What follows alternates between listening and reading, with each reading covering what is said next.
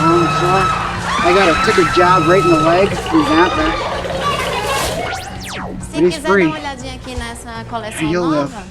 eu vou buscar aqui, tá? Só um minuto.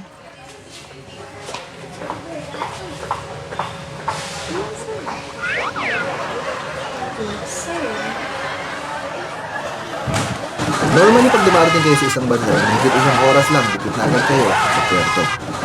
Merong mga lugar na kailangan nyo pang galuhin sa loob. Ito ang tinatawag, dyan. Minsan ay inaabot ng 12 oras.